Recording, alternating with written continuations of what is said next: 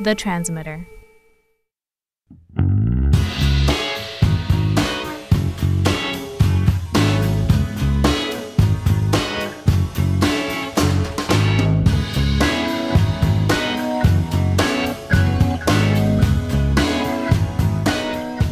Hi, hello. Welcome to our podcast. If you're new, it's called Synaptic, and it looks at the people, the research, and the challenges of the neuroscience field.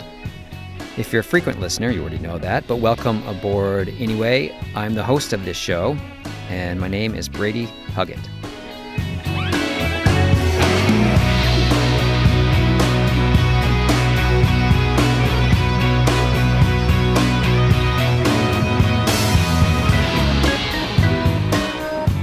All right, here we are. Today, let's go back to 1997. That's the year David Griswold founded Sustainable Harvest Coffee Importers. His idea with this project was to make the supply chain of coffee production more transparent, to help coffee bean farmers know what consumers wanted, and to help buyers have consistent access to the beans that they needed. Griswold called this concept relationship coffee. And by 2022, Sustainable Harvest had grown to operate in 20 countries, sourcing coffee from 79,000 farmers across South and Central America, Africa, and Indonesia. Now, it had satellite offices in 6 of those countries, and one of those offices was in Lima, Peru. And sometime around 2009, a recent college graduate named Emily Finn was looking for something to do. That's today's guest, Emily Finn. After college, she had applied for Ph.D. programs, but in truth, she had kind of exhausted herself at the end of her college career. She had put in long hours working on a brain scan project, and it seemed the honeymoon period between her and science had ended, she said. She was not sure if she was ready to jump into the commitment of a Ph.D. program. So she applied to work in the Lima office of Sustainable Harvest. She got the position, and she relocated. She stayed there more than a year, helping with translations and communications, basically doing something completely different than anything else she'd ever done, she said. When she got acceptance letters to Ph.D. programs, she turned them down. But eventually, she began to miss science, and she came back to the U.S. with a long view toward eventually getting her Ph.D. Because when she had first come across real science as an undergrad, it had hooked her as nothing else had. We talked about that on this podcast, how she drank the Kool-Aid with science, as she said. We also talked about how she set up her lab at Dartmouth during the COVID shutdowns of 2020. And of course, we talked about brain imaging and brain connectivity. All that plus more coming up in the next hour. So I interviewed Emily on April 16th, 2024 on the Dartmouth campus. It was kind of cold that morning with this low-lying fog, and temperatures were in the 30s, still a kind of a New England chill in the air from winter. In her office, I put mics on a desk and we sat down across from each other. Let's pick this up here, where I'm asking Emily about the Dartmouth nickname, The Woods, and also Admitted Students Day, an event on campus that I happen to overlap with. That should do it. So here's your episode of Synaptic with Emily Finn, starting right now.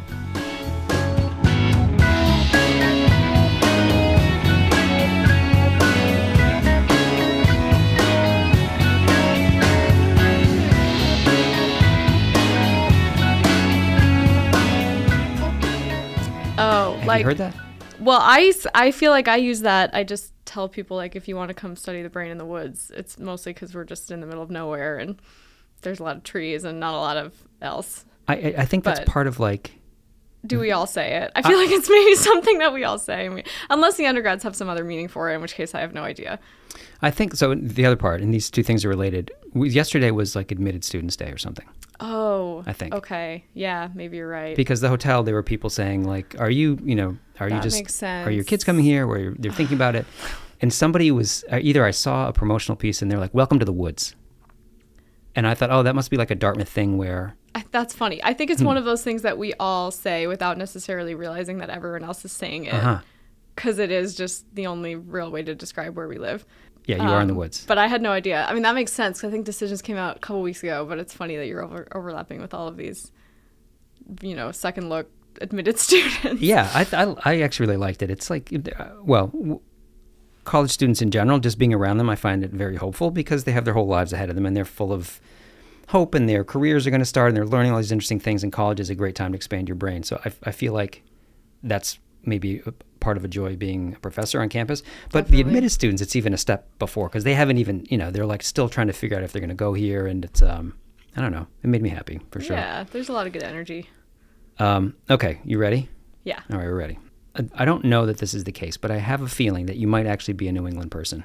I am. Where did you grow up? I grew up in southwestern New England, about as close to New York as you can get. So I grew up in Stamford, Connecticut. Okay, right. So I should have known what I was in for moving up here, but this is by far the most north I've ever lived. Yeah, Stamford's not quite the New England that Vermont might be or upper New Hampshire. Yeah, okay. And then why was your family there? So my dad is a lawyer. My mom's a nurse. They just kind of settled there. My dad is originally from New York. My mom grew up outside of Providence, Rhode Island. So I guess they kind of split the difference. So she's New England. Yeah. Did they meet in New York or something like that? No, they met in Providence, actually. My dad was working there right out of law school. And then he got a job at a firm in Stamford. So they moved down there, I think, sort of right before I was born. So they never lived in New York together? No. And where's your mother grew up in outside of Providence? Yeah, in Pawtucket, Rhode Island. Oh, nice. So she's a New Englander by family lineage. Yes. Well, yes. Actually, her parents came down from Quebec, from French Canada. So I guess that's even further north. But she was born and raised in Rhode Island. They came down for work? Yeah. To work in like the mills, I guess? Yeah. Embarrassingly, I'm not even sure. But I think unfortunately, both of those grandparents passed away when I was very young. So I never got to know them. But some kind of factory job in Providence, I think my grandfather was working. So French-Canadian on your mother's side. Yeah. What about your father? He is Eastern European Jew. New York. Broadly defined. Yeah, they came over. My dad's dad was in the diamond business, actually. So he came over and set up a small shop in the Diamond District in Manhattan.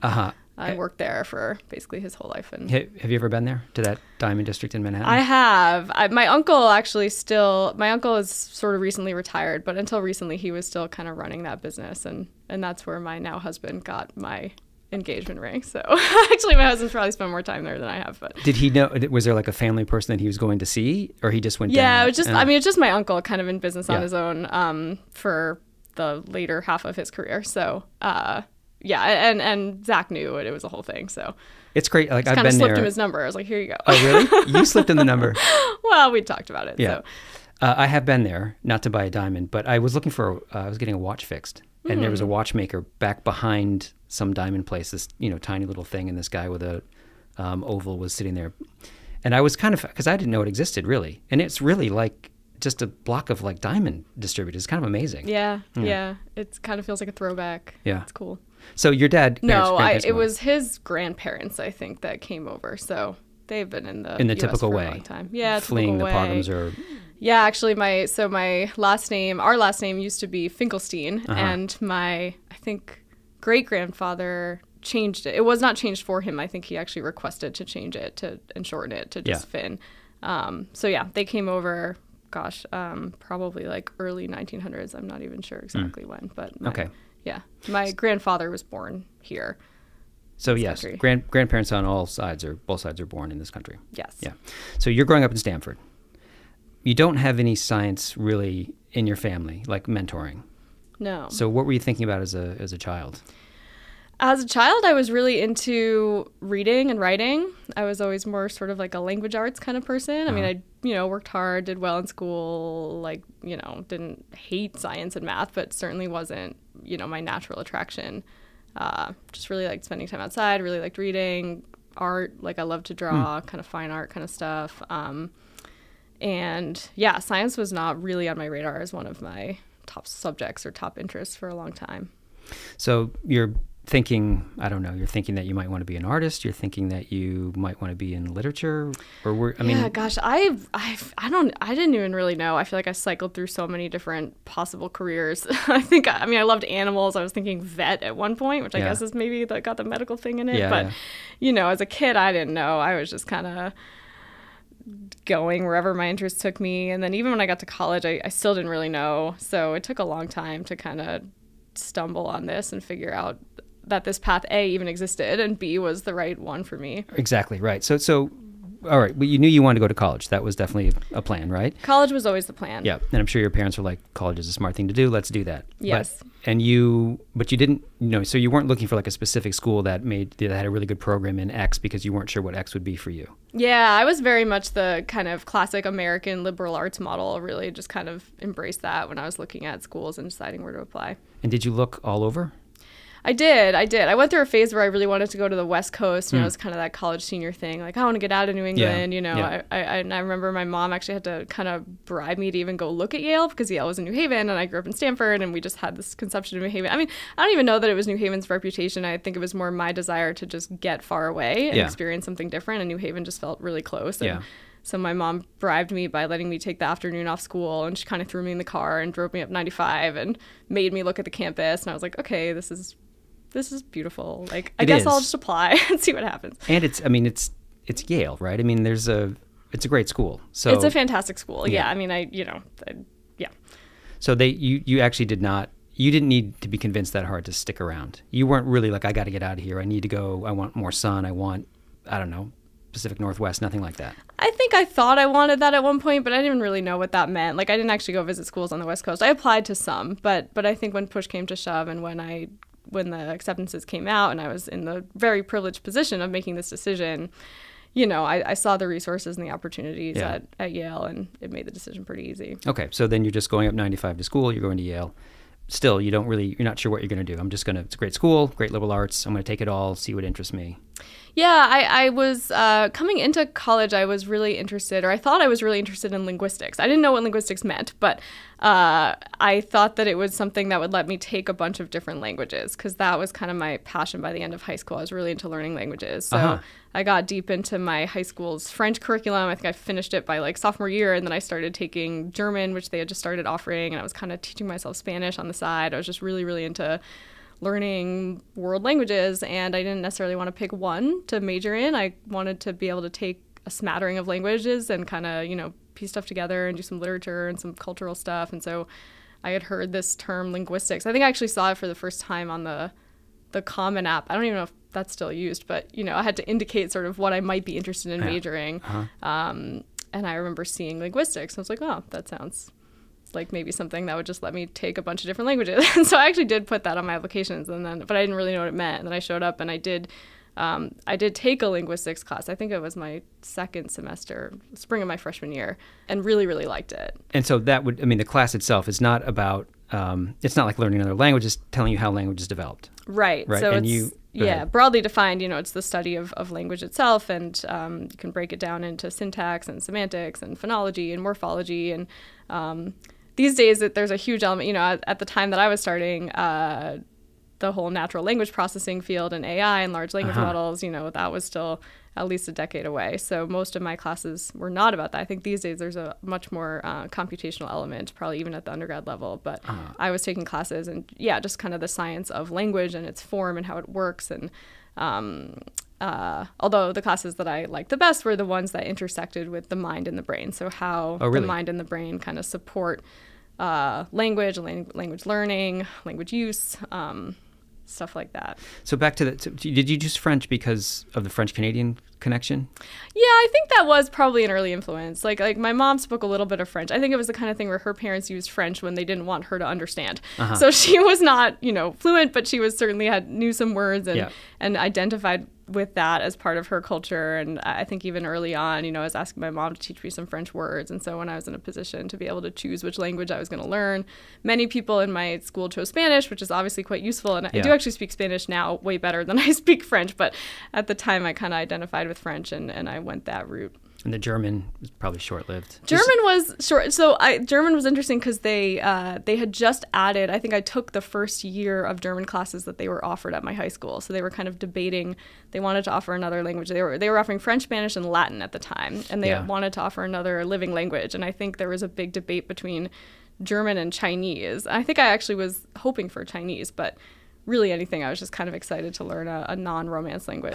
I can see how Chinese would make perfect sense, especially, given this was how long ago? This was in 2003, I want to say. So about 20 years ago. That would make perfect sense. But that's a big ask for a high school student because it's a whole new alphabet and everything else, right? It's really hard. And then, to keep the German alive, you have to really search it out.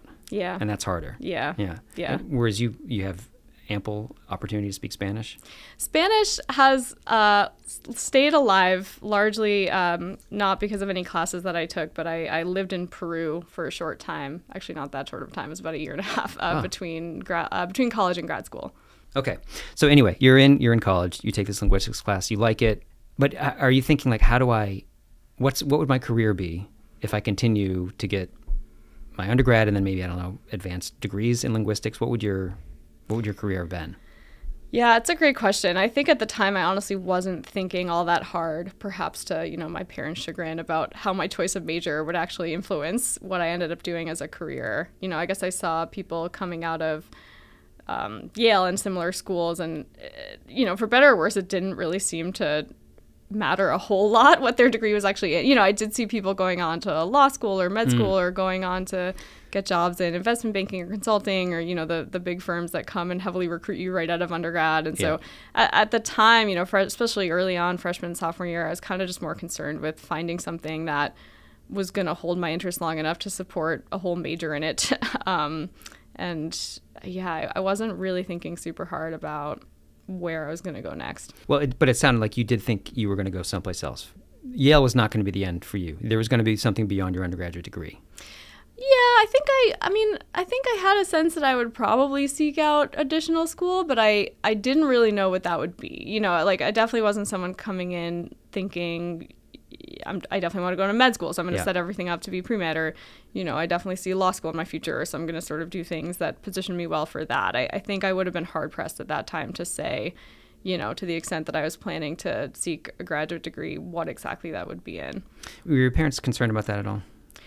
If they were, they hid it pretty well. I think they've always been very supportive, and they've always pushed me to work hard, not necessarily in the service of any specific goal that they have or even that I have, but more just to kind of keep the doors open. Mm-hmm. If you kind of work hard and do well at whatever level you're at, that just means that more doors will be open and stay open for you, the further you get. Yeah. All right, so you take this class, you start to realize, I think, tell me where I'm wrong, that you also are fascinated by the way language works in the brain. Yes. And that seems to have opened some sort of thought process for you. Yeah. And so you finished undergrad with a degree in linguistics, and then what do you? I know you get a Ph.D., but I don't know what happens in between there. And I think a lot happened in between. So by the end of undergrad, so I came in, sort of jokingly having put on my application that I might major in linguistics, and then to my own surprise, I actually did. Yeah. Although along the way, I had taken these classes, especially that were intersecting with neuroscience and cognitive psychology, and that really became my favorite part of linguistics, which was ironic because, I was counting all of these language classes towards the major, but by the end of college, it was sort of more about, I was getting more into the scientific side of specifically the neuroscience and the psychology of language. I briefly considered double majoring in biology, specifically the neuroscience track, but I never thought that I wanted to go to med school, and at least at the time that major was set up as a pretty pre-med, and so I was like, okay, I'm going to just take some of these classes, not fulfill all of those requirements, but I had a decent grounding in neuroscience by the end of undergrad. I had done a big undergraduate thesis project, which was actually my first introduction to functional MRI, which was really fun, and that really captured my attention and my passion during my senior year at a time where, I was also trying to figure out what I was going to do next and watching my friends, apply to med school, apply to law school, figure it all out. And I was still kind of floundering a little bit and not totally sure where I wanted to go. So what was the thesis?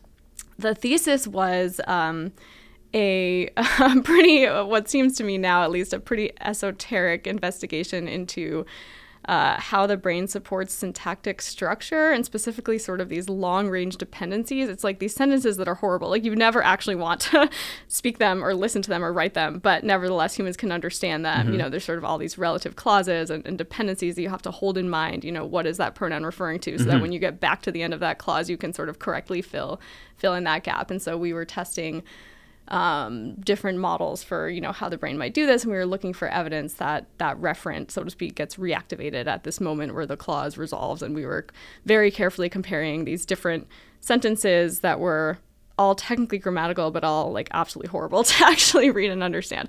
But It was great. I mean, I was just so enthralled with the whole research process and sort of coming up with the question and coming up with the stimuli. I remember my advisor at the time was like, well, we need about 240 of these sentences to be able to get the power that we need to test these hypotheses. And I just gladly went home and like all weekend worked on writing these sentences. I was going to ask, you had to come up with the sentences yourself. Yeah. So they had to fit this certain structure, but we were just trying to vary the content and make them different and interesting as much as they could be. So tell me how this experiment was set up. And so who was the advisor? Yeah, it was a professor in Yale's linguistics department whose name is Maria Pinango. Oh, okay. She's still there.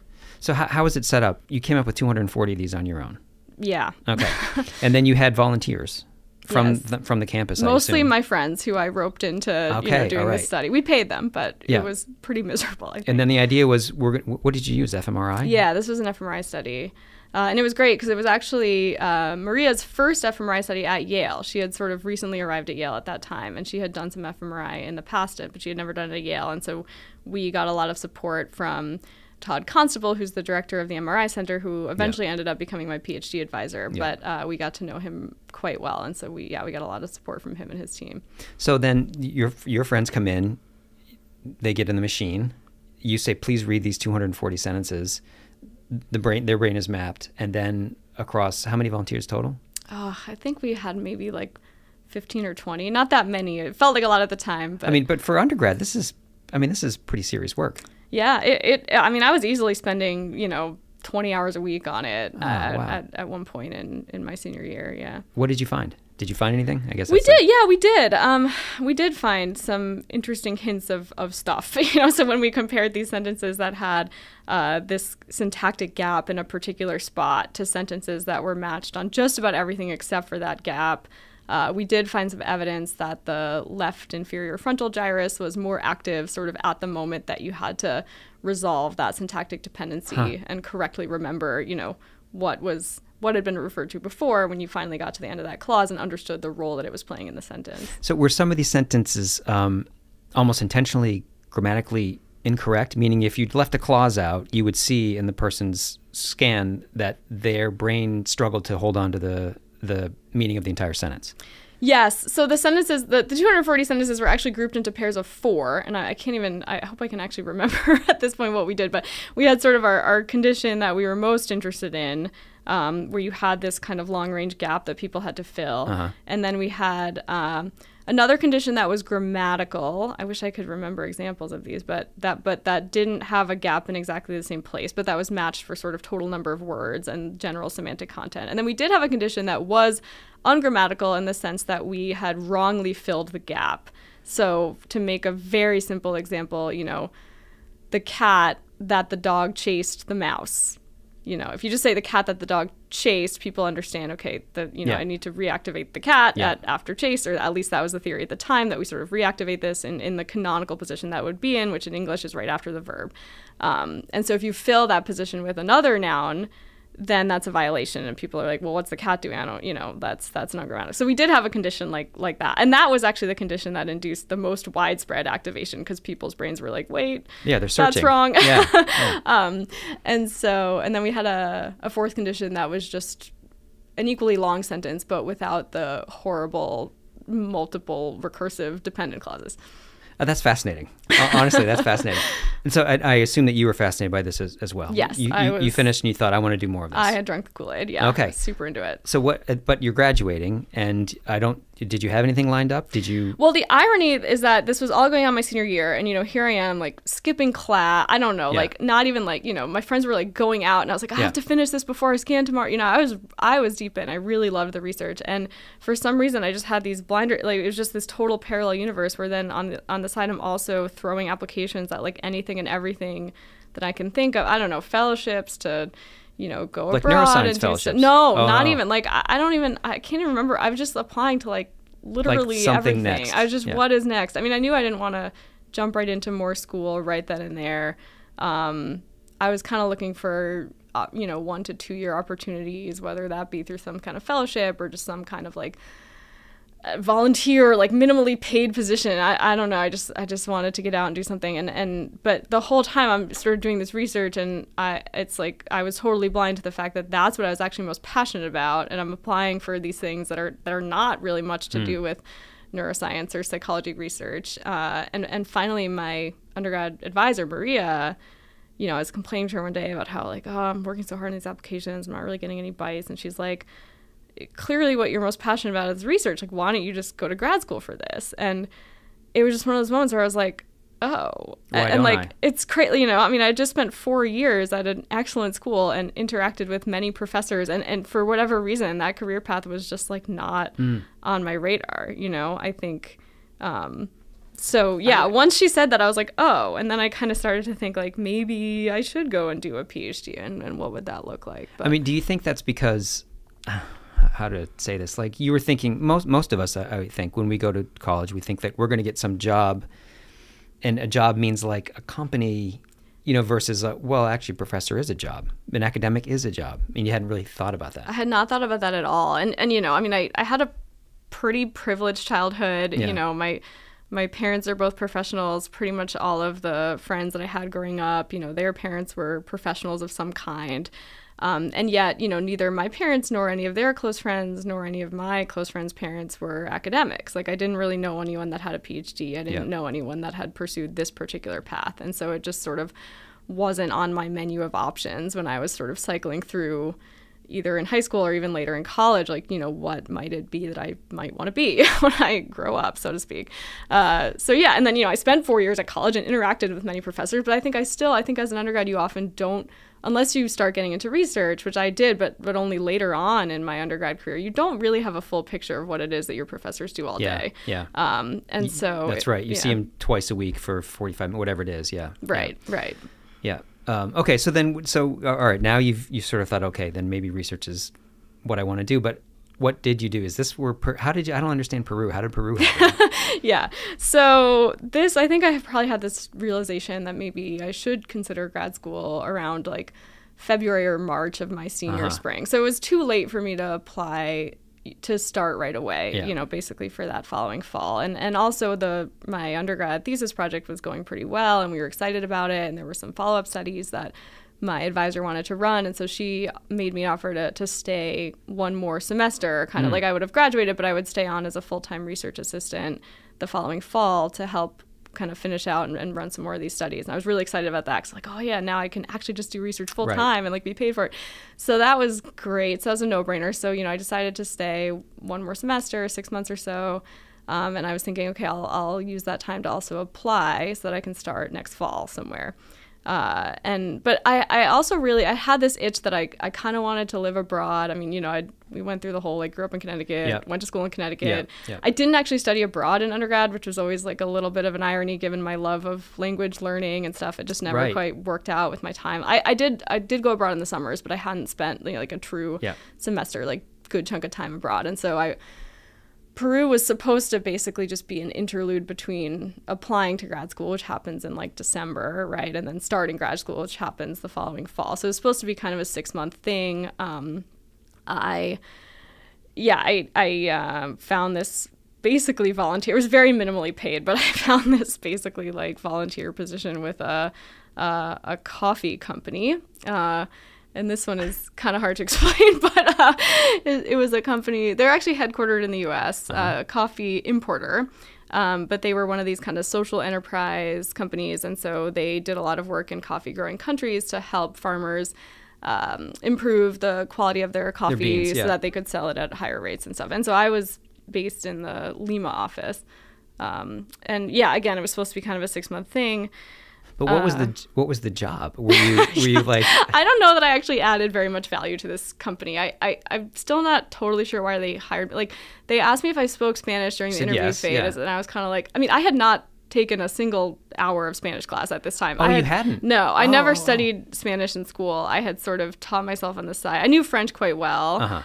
At that point, I still had pretty good French, and they're similar enough. I don't know. I listened to a lot of Latin music and convinced myself that I could speak Spanish.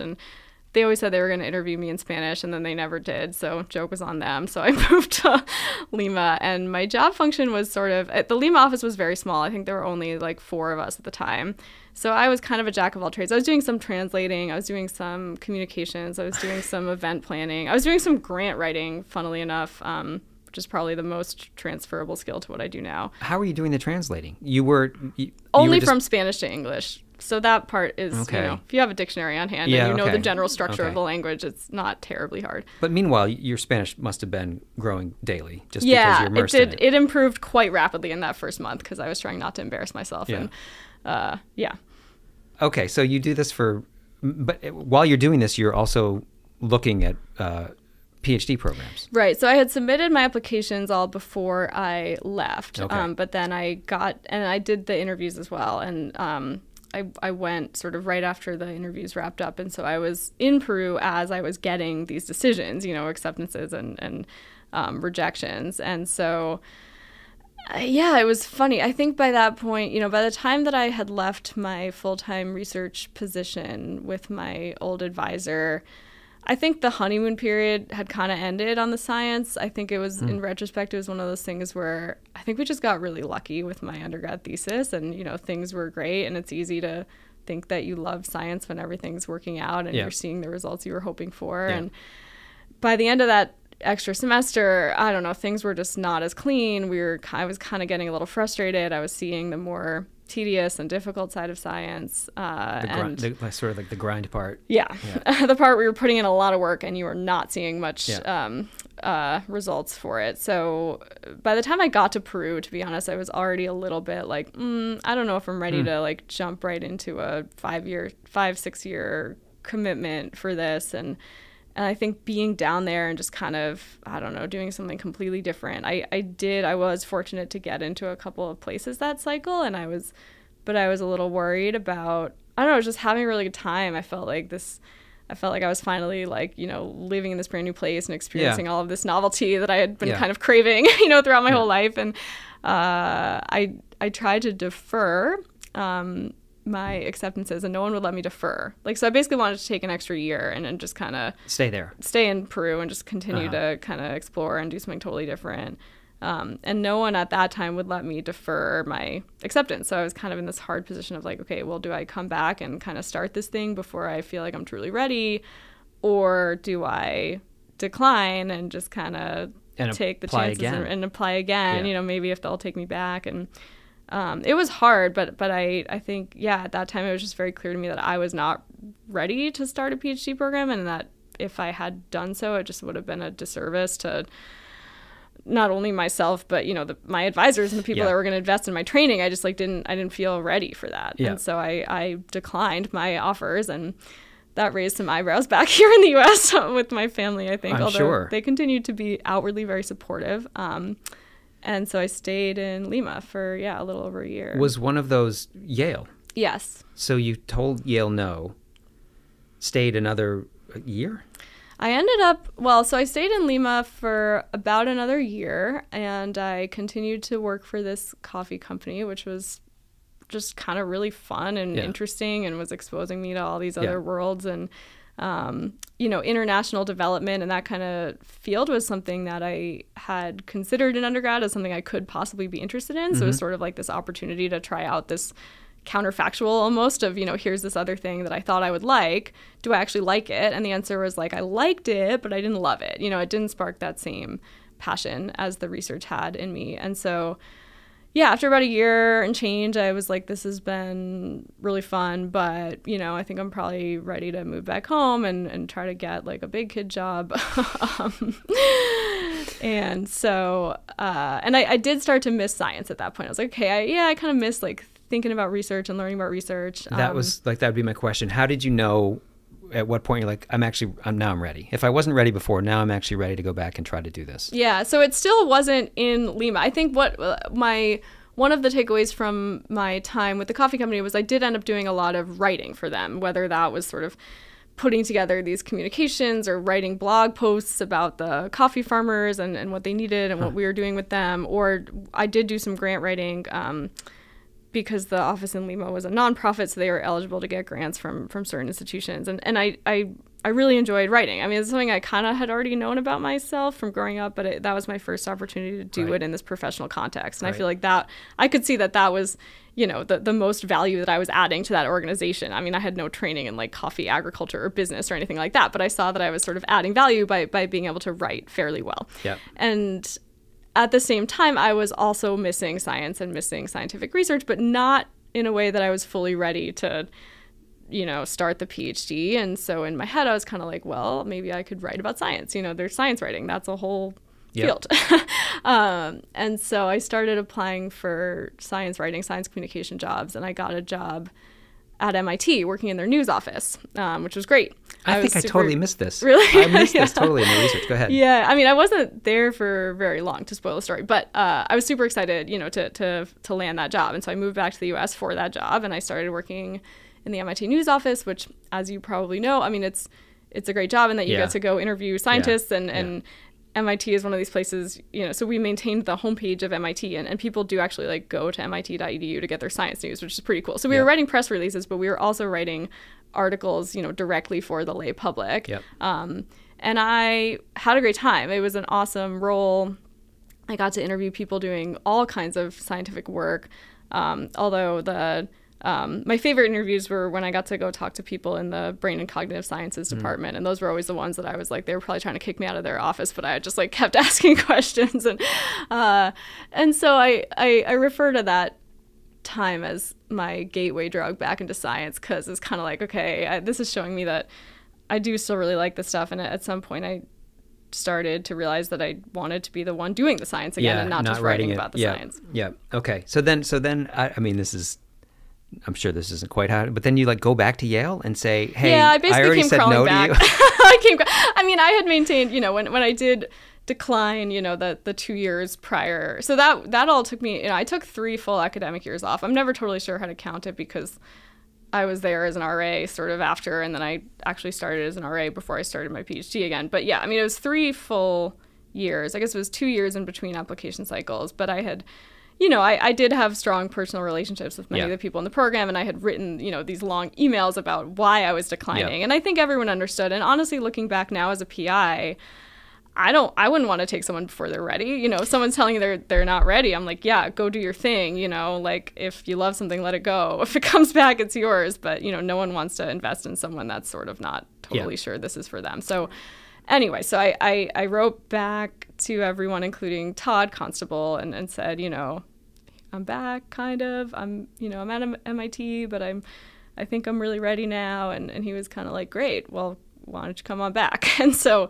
that cycle, I only submitted one application, and it was back to Yale. I was pretty confident. I mean, one thing I had sort of learned, both in my time in research in undergrad, but then also in the real world, was, you know, it's really important to like the people that you work with. And I knew, especially for a PhD, it's really important to have an advisor that you trust and that's going to support you and that you get along with. And I had enough life experience at that point to realize, like, okay, I know that this is going to be a good situation for me, or, you know, I'm very confident that this is going to be a good situation for me, and I don't need to necessarily explore a bunch of other places, and I'm ready to just kind of dive right back in. And Todd was your advisee for your PhD? Yes. Yeah, okay. And so while you're there, you do this really interesting paper. This comes out in like 2015. This is the fingerprint connectome paper.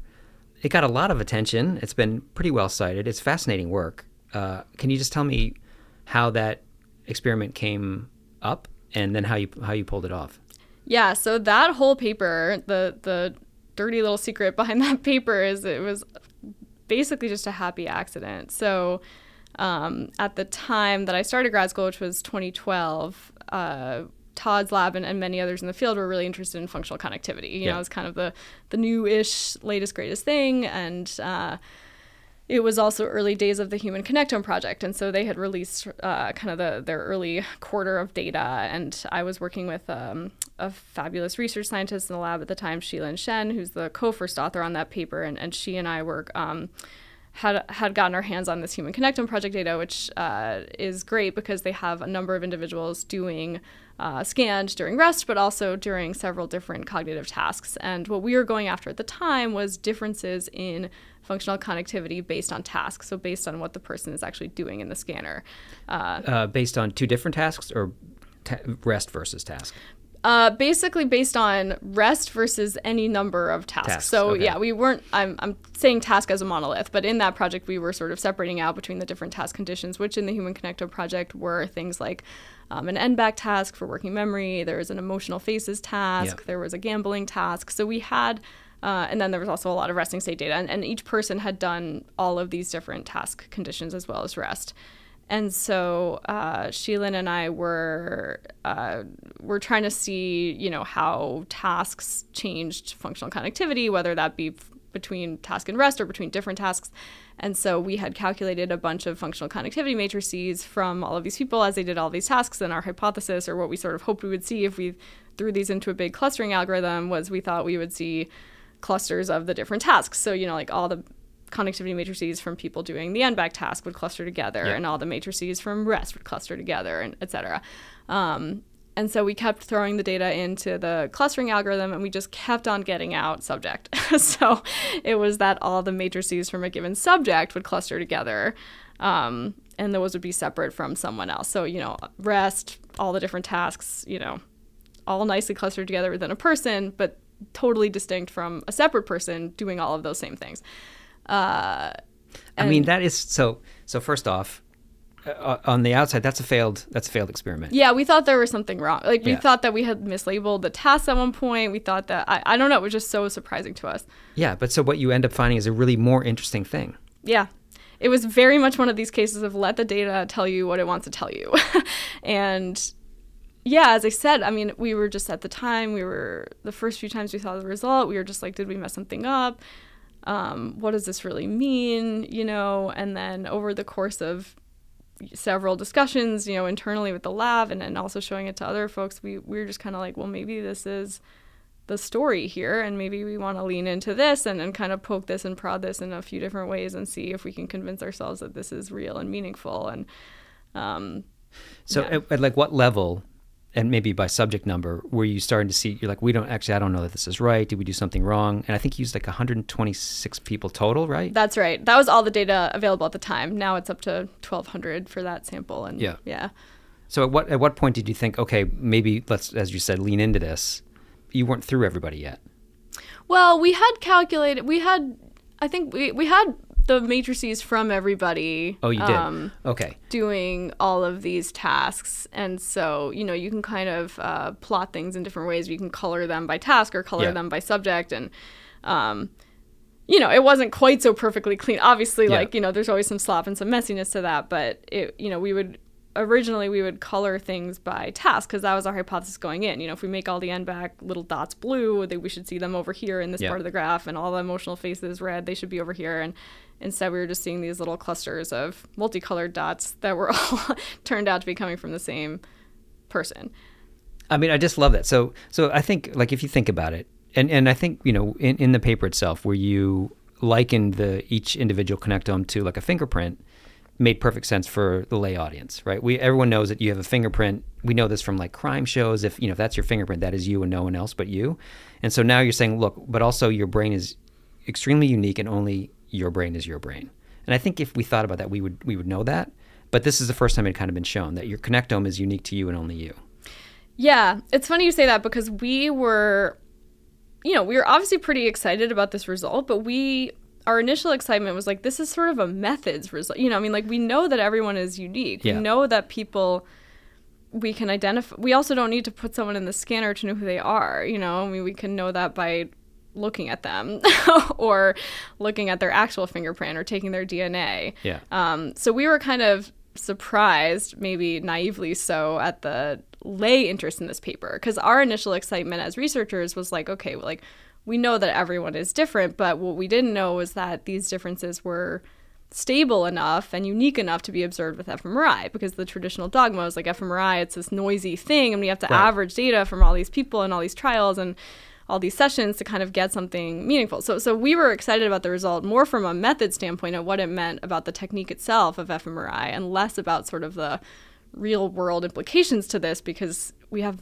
much better ways of identifying individuals. Yeah, there's something, I don't know, what's the word, almost like magical, that whatever I'm doing, my brain is always identified as me, whether it's jogging, doing a math problem, cleaning the house, it's always operating in a way that you can identify as only me. And I think that's the kind of fascinating part about it.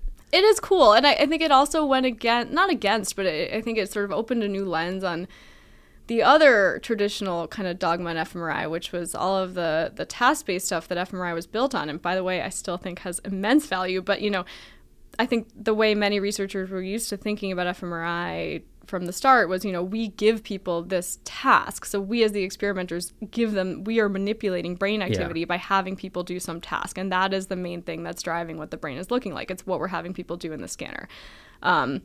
And that's still true. And I want to be careful here because I think the fingerprinting paper, it does show and follow-ups by us and many, many other people since then. I mean, we know that there is a lot of uniqueness and a lot of stability to the individual functional connectome. But we also know that it's not that the brain doesn't change depending on what you're doing.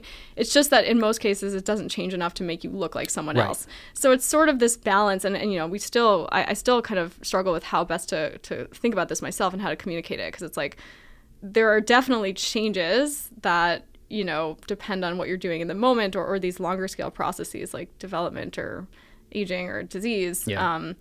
But there's this huge backbone that is just very unique to the individual. And that seems to be present in most cases, sort of regardless of what you're doing or when the scan is taking place. And so that kind of tension between flexibility, but also this, unique foundation is something that is, I think, important to try to quantify. But yeah, I mean, I think the main innovation of the paper at the time was like, this stuff is stable enough that we can see it on an individual level, and it's stable enough that it doesn't completely reconfigure. Yes, it reconfigures some, but not so completely as to make an individual look like something else. And that was a hopeful result, I think, for people that were hoping to use this data as kind of a biomarker for whatever.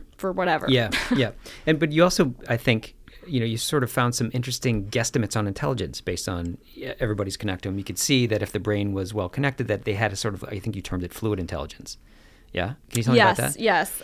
So actually that result is the one that I personally think was more important and interesting from that paper. Sort of the second half of the paper was more about this behavior prediction. And I think the reason that's important is I actually think the fingerprint metaphor, yes, it was kind of a catchy way to communicate both to other scientists and to the public, what we had found. But it's also in some sense not a great metaphor because fingerprints themselves, like the actual pattern of bumps and ridges on your finger, at least to my knowledge, there's no link between that and anything meaningful about the person, right? It's more like analogous to a barcode where each item has a unique barcode, but there's nothing in the pattern of thick or thin stripes that lets me look at that barcode and say, that's a book versus, an apple. It's just kind of this arbitrary thing that's identifying, but it doesn't actually carry any meaningful information. And so as part of that first paper, we also really wanted to prove to both ourselves and others that, it isn't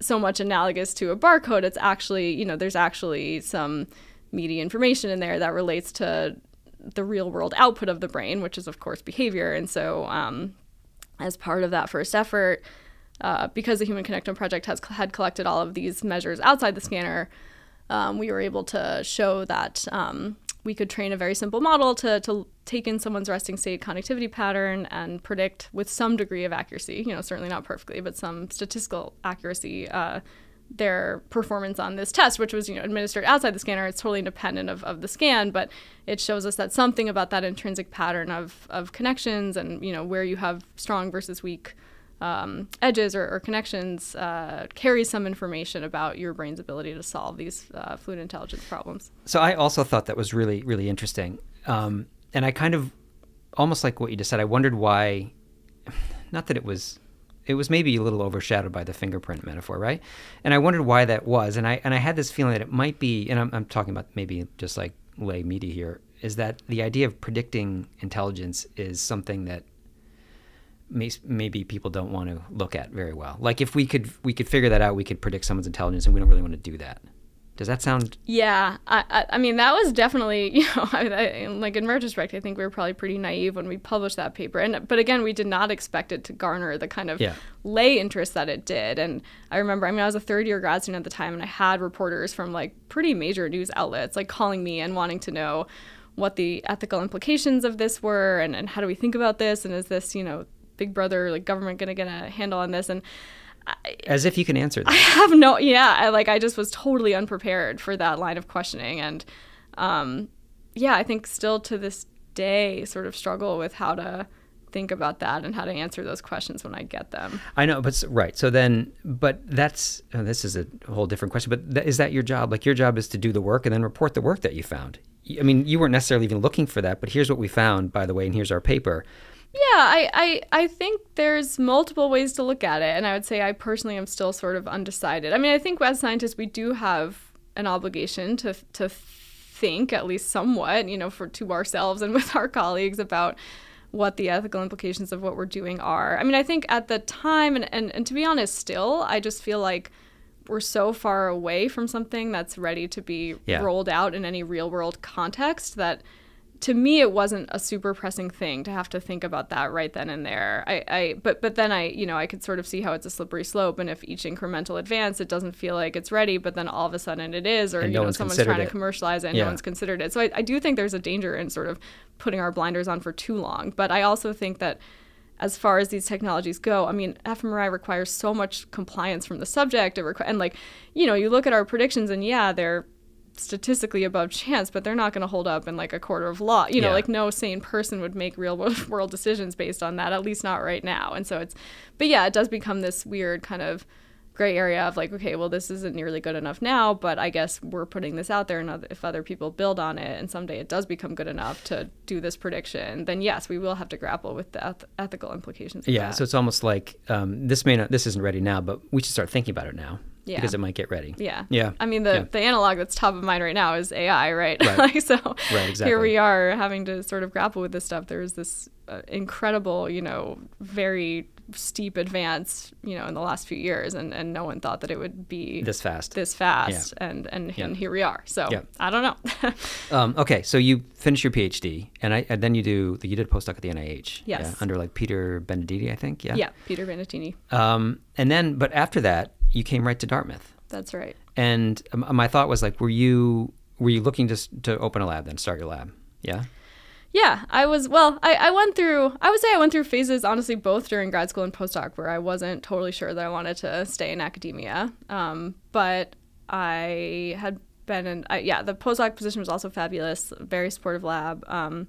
Was able to do some really good stuff there. Yeah. So Peter and Todd actually have similar backgrounds in that they were both MR physicists by training, but got in kind of on the ground floor of functional MRI and built a lot of tools that people like me can come and play with. So I was as a postdoc, I kind of waffled honestly back and forth about how hard I wanted to chase a PI job. I think I was someone that thought that I would enjoy it, but also was not willing to necessarily just move wherever or kind of roll the dice in that sense. I thought a little bit about pivoting to industry roles, but I guess kind of similar in a weird analogy to my undergrad senior year. I was kind of like haphazardly tossing out some applications and nothing really landed, and then things turned around and like science started working well again, and I was like, okay, I guess I'll try for this faculty thing. So the first and only year that I applied, I did what I and many others do this too would consider like a soft apply. So basically just choosing a small handful of schools that were reaches, but that I would be really excited to be at. I mean, NIH is great because the funding is very stable. So if I had not gotten a job that year, I would have been able to stay, and I didn't need a job, but I sort of was like, okay, I'm going to send out some feelers and kind of see how this goes. And was super lucky that the folks here, decided to make me an offer. But you were a COVID hire, I think. Was. Well, yeah. Well, I got the offer in 2019. And then I deferred it a year, which is also not uncommon, so I could kind of recruit people to wrap up my postdoc stuff, recruit some people, some trainees to start with me. And so that was all happening sort of in the lead up to COVID before I or anyone knew that we were going to be virtual for the whole first year and a half. So when did you start? I started July 2020. Oh my God. Right. So then, and you were not, when did Dartmouth allow you, anyone back on campus? That's a good question. So my husband and I had physically moved here, which was great, by the way, because we had been living in a tiny one-bedroom in DC in March 2020, and so getting up here was like a huge breath of fresh air. Although we were living about an hour away, we were squatting in my in-laws vacation home. So I think some people were sort of intermittently coming to campus during that 2020 to 2021 academic year, but most people were not. And I was kind of coming in like maybe once a week to sit here in my office and convince myself that I was actually a professor now. It was very hard. Honestly, I had hired 3 people to start with me. I had hired people at the postdoc, grad student, and RA level.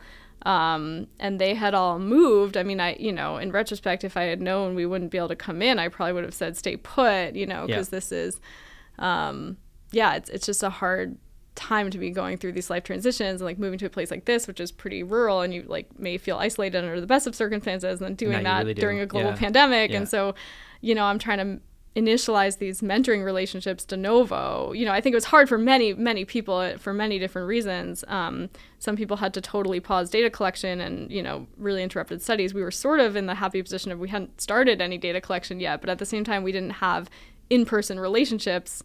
I was trying to figure out how to be a PI, but also how to be a PI in a global pandemic and mentor these people that had moved up here, taking a risk on me and starting this lab. And now we're all just sitting in our weird apartments in the middle of the woods, just Zooming with each other. For anyone, that's stressful, but you'd never done this before. You'd never set up your own lab. You'd never been a PI. So now you've recruited people and you have to handle, like, how did you manage to hold the team together? How big was the team then? Well, in the very beginning, it was just 4 of us. So it was myself, the postdoc, the grad student, and the RA. And then I actually hired a second postdoc only a couple months into that first year. So then there was 5 of us. And it was very hard. I mean, I'm lucky that all of them handled it super well. I mean, I think everyone kind of was just doing the best they could. Yeah. And I think looking back, I probably put a lot more pressure on myself kind of internally than what they, I think they kind of knew there was no blueprint for this, but here I am feeling like totally responsible for not only these people's careers, but also like their mental health and their well-being at this time that, was just really uncertain for everybody. And so, we did our Zoom. We did a couple of like masked outdoor hikes. We had a couple awkward, virtual game nights to try to get to know each other. And, I'm just really lucky, I think, in the mix of people that I had chosen, because they also just kind of did the best they could. And it was one of those weird, again, kind of counterfactuals of, as you said, I had never started a lab, but that meant like I had never started a lab not during COVID, right? And you always kind of expect that it's going to be hard. And so it was hard. I'm sure it was hard in some ways that were unique to the COVID situation. But in other ways, it's always going to be hard. And so you just kind of, at the time, it's just, this is just the hand you're dealt, and you just kind of have to muddle through. Yeah, the masked hike sounds like that sounds like that might work.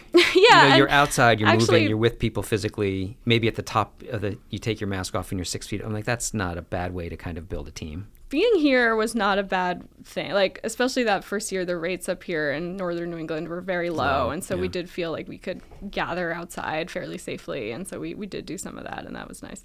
Man. Yeah, that must have been hard. I wanted to ask, I saw that you're going to OHBM this year, and that you're speaking at it. Do you know what you're going to speak about? That's a great question. I was super honored to be asked. I consider OHBM my home meeting. I've been going since, I think 2012 was my first meeting. I wasn't even technically a grad student then. I was an RA in Todd's lab in like a couple months before I was officially starting. So was super honored to get the invitation, and I'm still thinking about exactly what I want to talk about. I mean, I think my lab has some new work that I'm really proud of and excited about. So, obviously try to feature some of that. But I think I also want to make it sort of a broader message about just kind of these themes I've been thinking about recently with scan paradigm and kind of, what we actually have people do while we're in the scanner. Oh, right. So you just wrote something, I should say this, you just wrote something for us. We published it yesterday about this very topic about, well, go ahead. So maybe just talk about what you wrote for us and your thoughts on scanning, the size of scans that we need. I mean, like the sample size versus maybe focus scanning. Yeah. So I think there's been a lot of, I think, well-placed scrutiny lately on kind of our sample sizes and our statistical practices and the need for replicability and generalizability and reproducibility and a lot of the work that I've been doing. Honestly, we're doing sort of less of this these days, but a lot of mine and my colleagues' earlier stuff with using functional connectivity to predict behavior, we have realized as a field that we just probably need much bigger samples to be able to say something truly conclusive about those relationships and to be able to work towards these real world tools, something that will eventually be good enough to be used in a real world clinical or educational setting. We are just going to need, frankly, a lot more data. These relationships are very subtle. The data themselves are noisy. And so I think all of that is very true.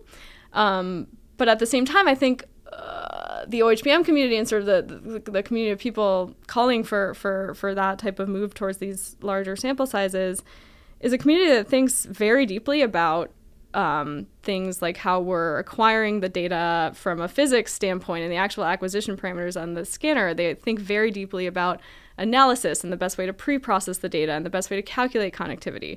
But one thing that I see as kind of missing is there's less attention on the actual scan paradigm, meaning what we have people do while they're in that scanner. And I think REST was such a powerful idea, to sort of break us out of that traditional task kind of mindset. And it's led to a lot of really amazing new insights about the brain. But I worry a bit, and I've written other opinion pieces about this, that REST has kind of taken over in a way that's maybe doing us a disservice at this point. Because I think there's a lot of evidence now, some from my work, honestly, mostly from other folks' work, that REST is some of the least sensitive to these behavioral relationships. And so there's a danger of this kind of circularity where we're all mining these large-scale data sets that have mostly REST, some other task paradigms, but also task paradigms that weren't necessarily chosen because they're the best at revealing these individual differences. They were just kind of chosen because we know that they evoke robust activation. Right. And there's I think just a tension between, we're mining these data sets and we're using them to figure out, how many subjects we actually need to be able to say something meaningful. But there's a distinct possibility that if we had data acquired under different scan paradigms that were more sensitive to these relationships, we could bring down that number of subjects that we really need to say something incisive about these relationships. Yeah, not to say that large samples aren't needed, but if you don't have it, you could also get better results this way. Right. Yeah? And I think one of the tensions, these large-scale data sets are all kind of science by committee, right? And that's by design. That's just how these things work. You wouldn't want to have a single PI or a single lab in charge of these things. But what that means is that when people have to make decisions about what to include in these large-scale data sets, they're often kind of going to default to these well-worn, they're going to do REST, and then they're going to do kind of these well-worn cognitive tasks. And those cognitive tasks did not necessarily get well-worn because they're really good at revealing individual differences. They got well-worn because they're really good at activating the same regions in everybody.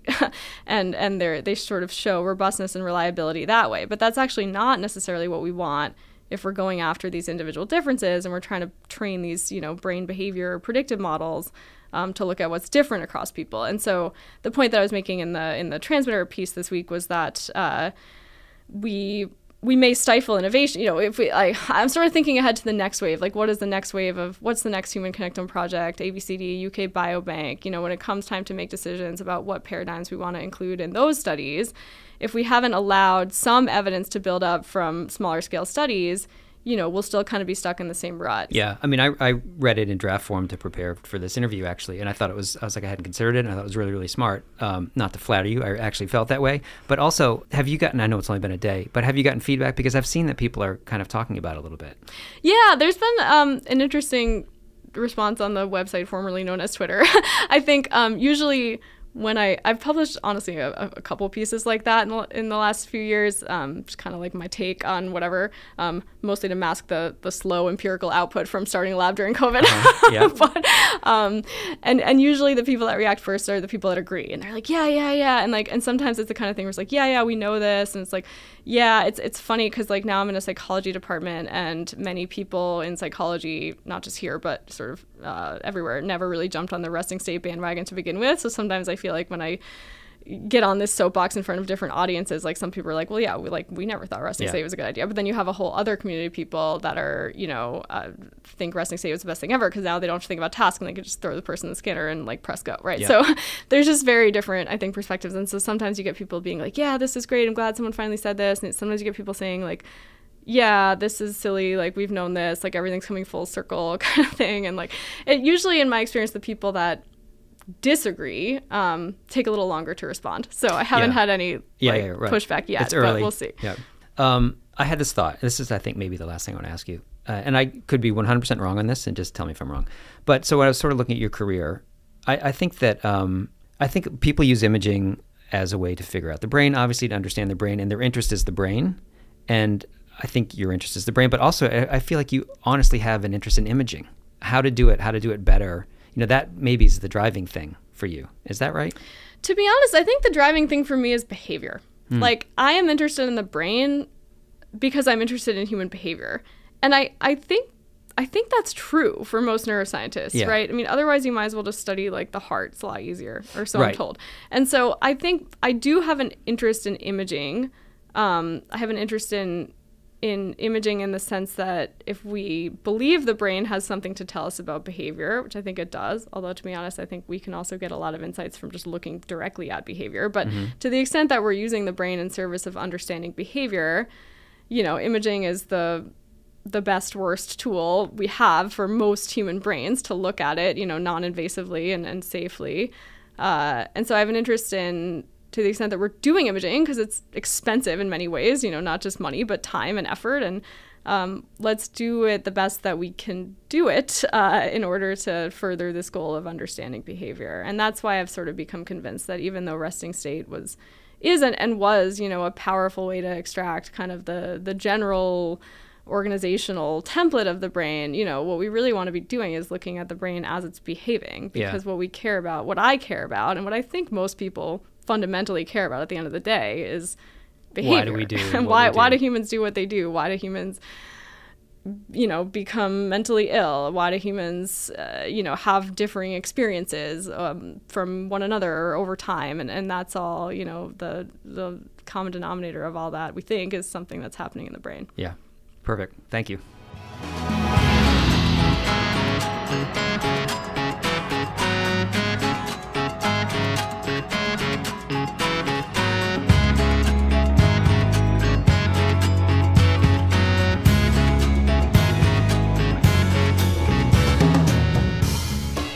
The thing about talking with someone who studied linguistics is that they pepper their responses with these gorgeous little turns of phrase. Or anyway, Emily did. I'm thinking in particular where she said, "I'm saying task as a monolith," which might be a phrase never before uttered in the English language. She was a lot of fun to talk to, so thank you, Emily, for having me into your office and for giving me your time. When we'd finished this interview and I was again back outside, this bright sun had come out in Hanover. The temperature had gotten up to 60 degrees, and the college kids were spread out all over the Dartmouth Green. It's a nice campus. Okay, this episode will be archived on thetransmitter.org, where we also have a transcript. In the transcript, we have inserted links to the main papers that we discussed, so check that out if you'd like more information. The show can be found wherever you get your podcasts: Apple, Spotify, YouTube, or in whatever podcast app you use. Some of the information on sustainable harvest for the intro was sourced from the podcast Brand on Purpose, hosted by Aaron Quitken. Emily Finn's essay, and the title is "To Improve Big Data, We Need Small-Scale Human Imaging Studies," can be found on thetransmitter.org or by checking the transcript for the link. If you'd like to comment on this show or whatever we do at The Transmitter, you can find us on the social media platforms X, Blue Sky, Mastodon, and LinkedIn. Our theme song was written and performed by Chris Collinwood. Thank you for listening to Synaptic. Until next time.